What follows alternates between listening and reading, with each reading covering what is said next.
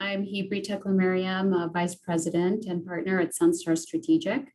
I am very excited to moderate this next panel, hear from the media what they need to hear from you.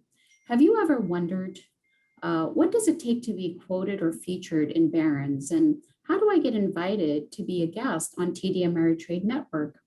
I myself have pitched these two panelists many times, and now we get to hear from them what they're looking for. And with that, I'd like to introduce two of the most respected and talented media experts. Teresa Rivas, she is with Barron's and she's been covering financial markets since 2007. She is based in New York. And we also have Alexandra Hincks. She goes by Alex and she's with TD Ameritrade. And she is a lead talent booker and she's based in Chicago. So why don't we start by having you all give brief introductions. Teresa, why don't we start with you? Sure, thank you so much for having me. As you mentioned, I've covered financial markets at Barron since 2007, and prior to that, I was at the Wall Street Journal. So it's been a long time covering the markets, but there's always something new to discover. I have done a number of different beats at my time at Barron's, but currently I cover a lot of consumer-related stocks. So that's consumer staples, discretionary, like retail and restaurants. Definitely an interesting area to talk about in the time of COVID. Indeed. Alex? Yeah, hi, so I'm Alex. Thanks for having me as well. I have been talent booking with the TD Ameritrade Network from its inception in 2017.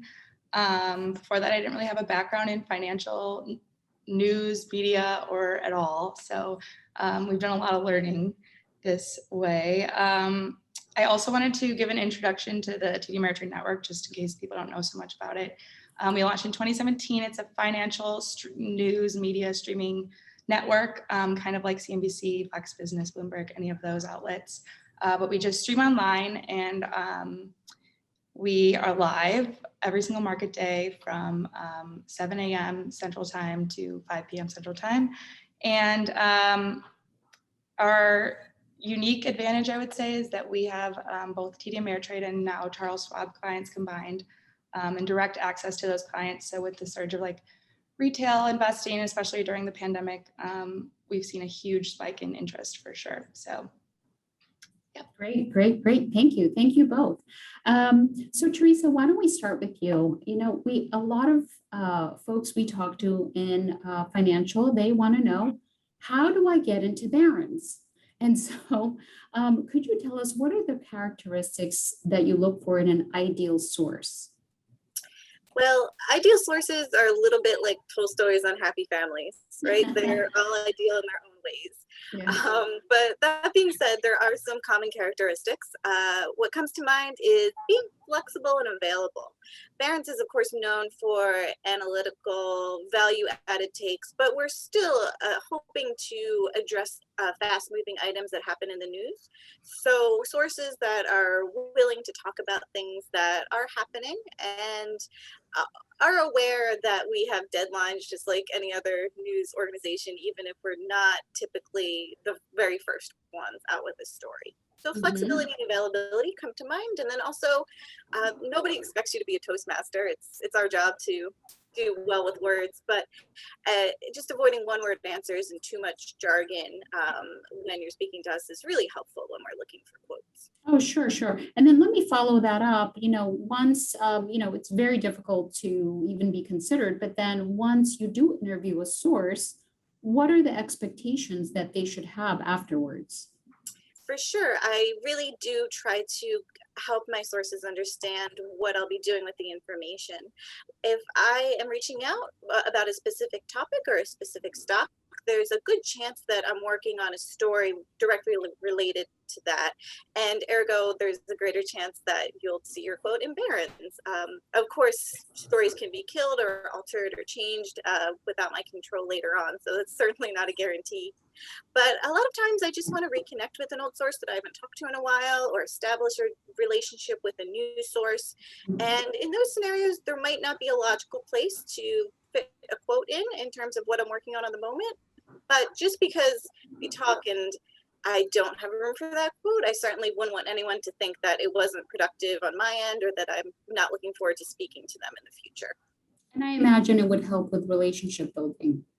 For sure. And it's also a nice just idea gathering source, and I can always tuck those ideas away for later, even if they don't make sense at the moment. Great, great. And Alex, I will turn the question to you. What do you look for when you're booking the ideal source? What do they look like? I would say there's like a fundamental good source, and then there's like the content behind the source that both matter, at least in TV. There's a reliability definitely that comes into play, whether they're responsive, kind of the same thing as Teresa was saying, if they're well prepared, on time, all of those things are, like, for me as the booker, some of the most important things to be reliable. And then I would say for content wise, it's people who, again, are kind of flexible in what they can talk about and are willing to discuss. For us, specifically on the TDAmeritrade network, we really like specific, unique, and actionable ideas and content from our guests. So if they can talk about, I mean, ideally, if they can talk about stocks, they can talk about sectors, they can talk about this headline that happened today in the news, that's ideal. We know compliance and things get in the way, but if they can have a unique perspective, and then keep in mind that it's also not a monologue, conversational and editing. Understood. Yeah. Yeah. And then how do they get invited back? What do you look for there? I would say for me, it's the unique perspective is what I'm usually looking for, and the actionable ideas. A lot of times people come on and they say the same sorts of things across news media. So it's when we can get something new and a new idea and a new investment perspective, that's what makes us want to bring someone back, especially then if things that they're speaking about come to fruition. A follow-up interview is always great. And I think that that makes for the most exciting continued conversation too, if it's not just the same over and over. Understood. And then if I could follow up, the smaller fund firms that may not have the ginormous, assets, and they're having to compete with really large firms with large assets under management. What advice would you give those smaller firms in terms of trying to get in front of you and be considered? Yeah, for us, I think also another unique thing is obviously it's great when you get a big firm on your show, it's great, but it's not something that I'm like, it's not a deal breaker for us. I would rather have a guest who can come out with an idea or a new investment strategy or an ETF that they just launched or a trading idea or something like that and give us something actionable. And those are the segments that do the best, rather than have some big firm come on and kind of beat around the bush and just have to talk vaguely. But that being said, I would say it is the actionable content that gets us. And if they, especially in a pitch, if they have like a unique idea or a new stock they're watching, whether it's a huge one or a small one, some of our best segments are even the stocks that you've never heard of before. Oh, wow. Okay. So undiscovered companies. Yeah. I mean, both ends of the spectrum, right? People like to talk about Apple and Amazon, but some of our best performing segments are surprisingly when it's some idea we've never heard before. Okay. And Teresa, for the smaller firms, what recommendation would you give them in helping them to stand out from the larger firms who are in front of you when they want you to highlight them? Gosh, I feel like flexibility is the word of the day here. I'm going to second what Alex said. Flexibility is great because I'm often working on a deadline and news changes quickly. And also I would say for me personally, I always prefer to talk to people on the phone, but in terms of tight deadlines, it's not always possible. So it's also nice when sources are willing to talk via email as well, just so I can shoot them a quick question, hop on a Zoom call, and then have something waiting for me in my inbox when I get back. It's very helpful. So knowing a source that is flexible and available is incredibly helpful for me because I know I can call on them if I have a tight deadline. And then also it's just helpful to know, to have a bullet point list of what their expertise is in terms of companies and specific sectors. So if something is particularly happening in the restaurant space, say, and I know a source owns a number of restaurants, or that's their area of expertise, it's good for me to just be able to go in and quickly hone in on that and know that they're a good person to call. I would also Good. want to just Yeah, go ahead. reiterate that for sure. If I know that someone's an expert in this, or they like this stock name, or they've really made a point on our show before, and something happens in the news that comes up, and I can think of their name, that's an easy way for us. And if they're reliable on top of that, it's for sure. It's an easy pick if someone can be reliable and we know that they can talk about something kind of on the go. That's really good information from both of you. And you kind of touched in on my next question. And I pose this to both of you, where do you all go for sources? Do you go, do you leverage existing relationships, or how does a new firm you've not talked to be considered? I'll take that first. I love to build rapport with sources over the years. I definitely have sources that I've talked to for years, and I'm comfortable knowing that they can provide quotes, as I said, flexibly and quickly if I need to. And I know that they aren't just going to repeat the same jargon that they would write in a report to me. We like to have that kind of, I like to know someone can talk like a human. So that's why I'm talking to them versus reading their report. But at the same time, new sources become old sources. So I'm definitely interested in hearing from new sources. And there are any number of reasons I would want to talk to someone. If they're in the consumer space, which is my beat, that's great to know. I also like to know if they have, a long track record in the industry, if they have a particularly large fund. There are a number of different strengths that a source can have that can appeal to me. And I'm not looking for just one specific thing, but I am always looking to build out new relationships. I kind of say somewhere along the same lines. I mean, obviously, when you build a relationship with someone, it's easy to trust that they're going to either bring you a source that is reliable or have good content for you time and time again. And those are the types of sources that I go to for the ones I've used before for like the breaking news type of segments, the ones that are more flashy and exciting because it's what's happening now. But I will say we love having new guests. I think these days, some of the guests across media and print are you see a lot of repeats. So it's always exciting to get new faces and new guests and new perspective. I would never, ever tell someone to not send a pitch basically on a new guest. Okay. It's worth it, at least to get it in front of our eyes. Got it. And then if we could peel the layers a little bit, for example, I've worked with both of you and I've had wonderful experience. And so I'm just curious, as for our audience, if we could peel the layer, if you're looking for more specific things, are you looking at performance, assets under management, industry expertise, which you touched on a little bit? What are the key areas where you focus on as you look at a pitch, say I would send you or someone else, or, looking at sources?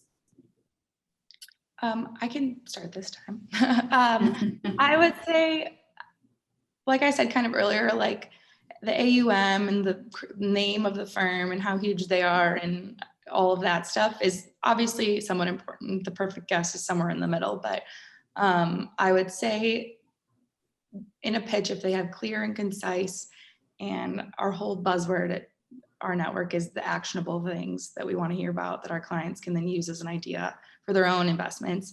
I would say definitely that is the most important to me, is the content behind it, not so much the big name or their AUM or how many, any of that. I would say it's the actionable content for us for sure. So you're willing to go outside of that, assuming they have good information to share. Yes. And good ideas. Honestly, to an extent, we have to make sure that they're a credible source somehow, or if they just launched an ETF, but they're a smaller firm or that sort of thing. We're always interested in getting new perspective. So I would say for us, we're pretty flexible on who can come on our show as long as they're credible and have something new to say.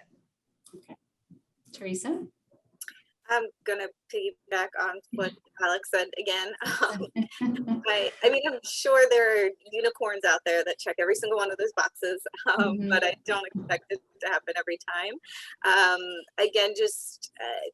Everyone has strengths and weaknesses, right? So just like Alex, we have to vet and make sure that there are legitimate reasons to listen to a specific source, but if they have more industry expertise than assets under management, it's fine to highlight one over the other for me.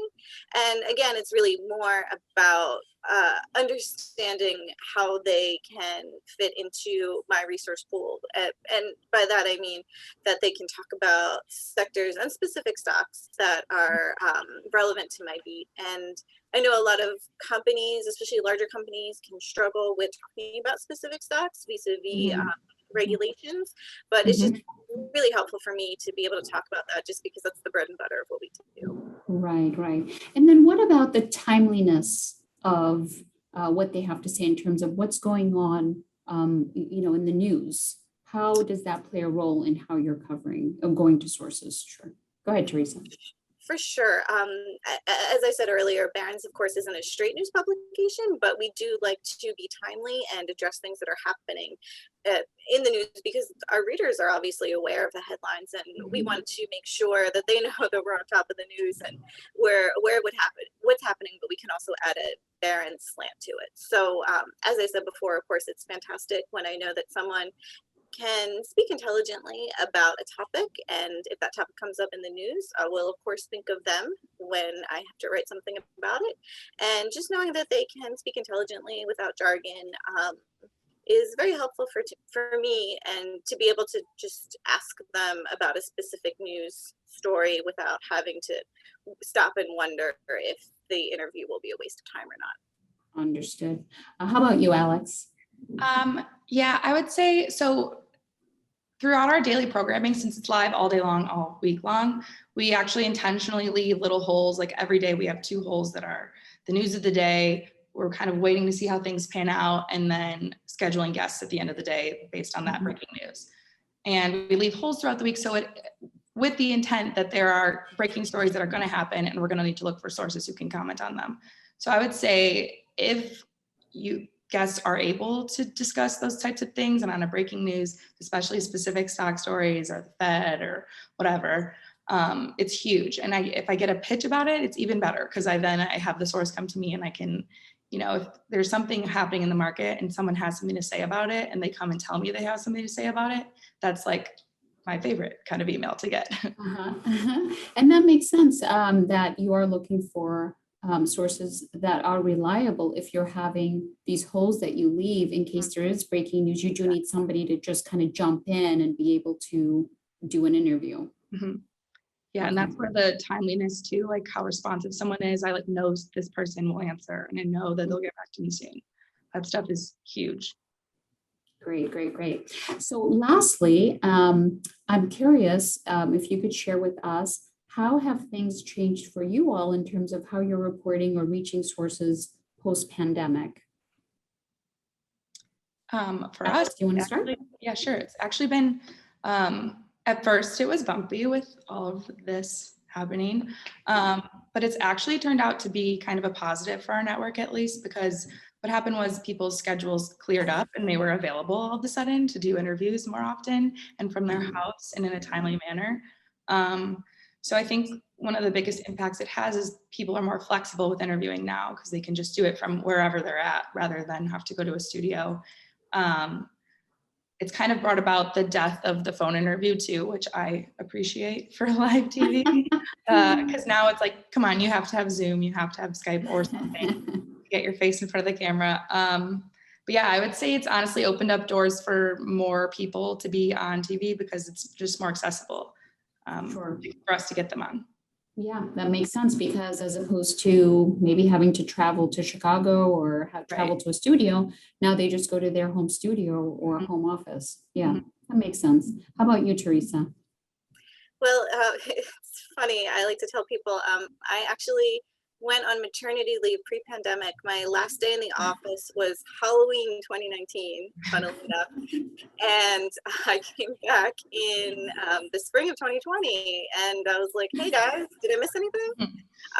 So Yeah, the it was, world's changed. I mean, when I had a baby, I knew my life was going to change. I didn't know everyone's life in the entire world would change, but that's what happened. So, but it was nice because it was nice to have an icebreaker to ease back in with everyone. I wasn't the only one at home in sweatpants, so that's always nice to be able to talk to people about.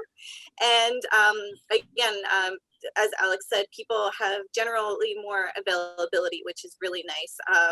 I know some people have trickled back into the office, but generally everyone's always at home, not really having a lot of plans. So it's good to know that they're more available and accessible in that sense. And I have also found that while I miss meeting sources in person, of course, it's fantastic to meet people and build a rapport. This is definitely an experience we've all gone through together. So it's nice to be able to connect with people that way, even if you are only doing it virtually. So true, so true. Well, that concludes the panel, but I will open it up to Q&As, and we already have many questions waiting to be answered. So I will start with, let's see here. Oh, that's a fun one. I'll start with this one. So someone asked, is there anything I can do or say to be asked back? That sort of kind of, makes it solid, in terms of being asked back. I would say for us, it's usually if they're making some sort of call or like saying something about the market and then it comes to fruition, then we like them back almost for a victory lap or like a what's next, like you got that right, like what's coming up now. So their crystal ball, they need their crystal ball. Yeah, even if they come back and maybe what they said last time wasn't correct, it's our, at least I know one of my host's favorite things is when someone's like, hey, I was wrong about that. Here's what I was thinking, and here's, basically owning up to being a realist. Right. But I would, basically if they come back and they give a new idea, but also are able to talk about what they previously were talking about. Okay. That's our favorite, yeah. Great. Let me ask a different question to Teresa, just to expedite things. Hold on. So someone asked, oh, this is for you, Teresa. If you think about the best story you ever wrote about a fund manager, what stood out about the interview? Gosh, I'm going to sort of repeat myself a little bit, but one of my favorite things is building a rapport with the source and having that personal connection. So one of my favorite things to do is grab the reader something unexpected in the beginning. So we all know that we're here to talk about stocks, but I feel like it's always interesting if you can get something personal, something interesting about the source in the story. It sort of humanizes them, and I think it really brings the reader in and has them paying attention in a way that they might not if they're just skimming for stock picks. Okay, understood. Okay, and then Alex, can you think of one of the best guests you ever had, and what is it that made them so good? Yeah, we used to do these specials back when we were all together at the NASDAQ market site. I mean, we have a show there we had a show there every day, but we used to do these specials all day long where we would have all these guests that were come in for these like big special shows. And I remember it was probably like a year and a half ago. We had Kathy Wood on, and she was just exciting in the way that obviously she is exciting right now. So she had ideas that she liked and that were off the beaten path. And then obviously like she's very innovative and was energetic and also was passionate about what she's talking about. And it was clearly obvious. It's just, and then also in very exciting sectors that she talks about too. So it's one of the more engaging interviews I've ever seen, because it was clear that she was passionate about what she was talking about. And she had ideas that she was just kind of off the cuff, like, here's what we're doing, here's what we're thinking, this is why, and that's what I believe. And it was very inspiring. So the conviction behind it. Right. And she has an energy about her, a good interview has a good energy where you believe what the person's saying because they believe it themselves. Yeah, exactly. I believe that to be the case as well. Teresa, someone asks, what does it take to be featured in Barron's? Well, as I said before, there's not a one-size-fits-all answer to that question. And personally, my answer might vary from some other reporters at Barron's as well. So I wouldn't want anyone to take my word as gospel for applicable to everyone. But as I said, sometimes it's just a little bit of luck of the draw. If a source has an expertise in an area that I cover a lot, or there's breaking news, there's just a little bit of fate there that brings us together. But the most important thing is, being, as I said, flexible, well-spoken, able to explain things without jargon, which makes the best quote. And I'll say my favorite phrase is when someone ends an interview and says, reach out anytime. That's my favorite thing to hear, because I never know when I will need to reach out to you.